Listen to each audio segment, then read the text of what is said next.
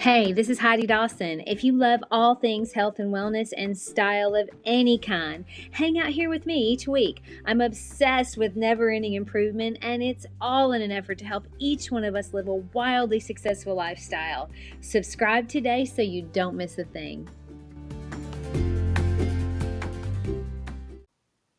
Hi, guys. Welcome to episode 451 of the Wildly Successful Lifestyle Podcast. What's going on? I'm happy you're here. It's always fun to hang with like-minded people, isn't it? And if you're here, we probably have at least one thing in common. At least one. And that is we all want to thrive. That's what this podcast is all about. How to thrive in a world where simply surviving seems to be the theme. So be sure to subscribe so you don't miss an episode, and also share the episodes. If you love it, odds are your friends will too. And as always, thank you from the bottom of my heart for all of it.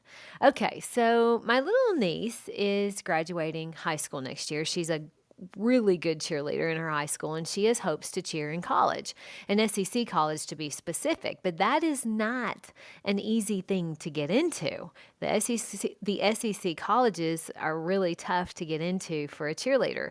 Well, I was talking to one of the girls at the gym, actually one of the trainers, about my niece and her wanting to cheer for this certain school, and she said, "Oh, I graduated from there." So we chatted about that a little, and then she said, "Well, I may have a connection for her. My friend's daughter is actually a cheerleader there right now, and she might be a good connection for your niece." And I said, "Oh, that's great. I'll let you know if we want to take you up on that."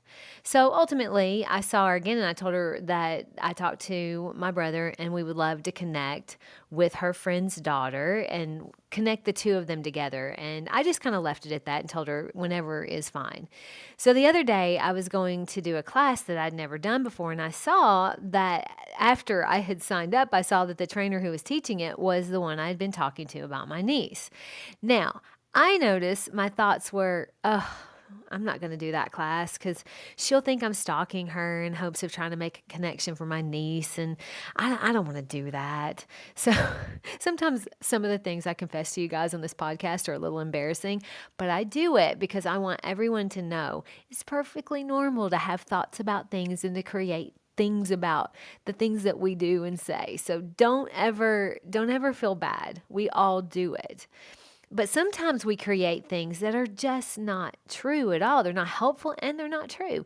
And a lot of times we take action based on those thoughts that are not accurate. So I noticed I was not going to take a class based on a thought that I had in my head that was absolutely ridiculous. So you better believe I still did the class, and we still said hello and chatted a bit like we always do, and it was great. To think I almost didn't do it over a silly made-up thought. Our thoughts are ultimately the reason we do anything. Never forget that. That's why it's so important that you're aware of every thought you have. Before I became aware that I could change my own world by changing the way I thought about things, I would be very dramatic in my head when something was going on. So if Eric and I would disagree, I would blow it up in my head as something way worse than it is. And then, of course, that would have an effect on how I treated him. These kind of thoughts can wreak havoc on not only our relationships, but our lives too. But since I've been doing this work of getting out of my own head, I notice when I'm creating something in my head, and most of the time it's pretty ridiculous. So if Eric and I disagree, I don't make it mean there's something deeper wrong with us, or that he doesn't want to be married, or I don't want to be married to him. I don't make it mean that anymore. It's crazy to me to look back and think about some of the times that I made myself miserable because I was so in my head creating worse and worse scenarios. We do that, don't we? We have these imaginary conversations where we really let someone have it. And how do you think that's affecting the way you treat that person the next time you see them? It's a good question to ask. My grandfather, bless him, he lived to be 91. He was awesome. I loved him so much. We were really close. He's been gone for a while, and I really miss him. And he was such a role model for me of health and vitality up until his very last years. But he was also very opinionated, and he was not quiet about it. He would just let you know how things were with no filter.